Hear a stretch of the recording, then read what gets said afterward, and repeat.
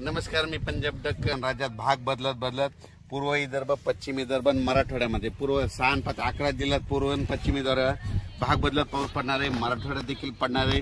सांगायचं झालं तर हा पाऊस बीड जिल्ह्यात देखील आहे, लातूर जिल्ह्यात देखील पडणार आहे, धाराशिव देखील जिल्ह्यात पडणार आहे, परभणी जिल्ह्यात देखील आहे, हिंगोली देखील आहे.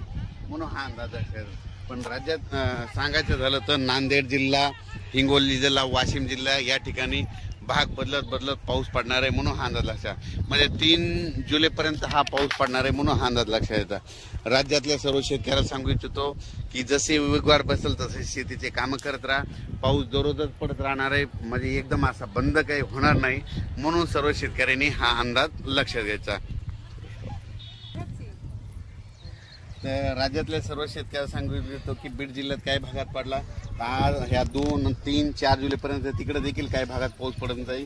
त्याच्यानंतर नगर जिल्ह्यात देखील आज बऱ्याच ठिकाणी पाऊस पडत जाईल. म्हणजे सांगायचं झालं तर पाऊस दररोजच वेगवेगळ्या भागात पडणार आहे. सर्वदूर असं सगळीकडे सारखा पडणार नाही, भाग बदलत बदलत पडणार आहे. म्हणून हा अंदाज लक्षात यायचा. आणि त्याच्यानंतर 5 6 जुलै 7 आणि 8च्या दरम्यान एकदा पावसाचं वातावरण राहणार आहे. पण सगळ्यात वरून राज्याची कृपा फक्त विदर्भावर जास्त, म्हणजे विदर्भात 6 5 11 जिल्ह्यामध्ये मात्र तिकडल्या भागामध्ये चांगला पाऊस पडणार आहे. म्हणजे हे सांगायचं झालं तर.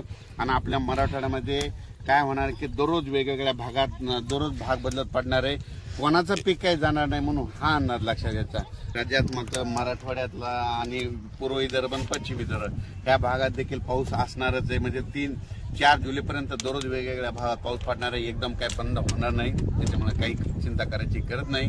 पण राज्यात सगळ्यात जास्त वरून राज्याची कृपा फक्त विदर्भावर जास्त आहे. म्हणजे 6 5 11 जिल्ह्यामध्ये पाऊस चालूच राहणार आहे. त्यांना एक विनंती की तुम्ही जसं वेळ भेटेल तुम्ही तसे वापसा झाली तशी तुम्ही तुमच्या पेरणी करा. धन्यवाद.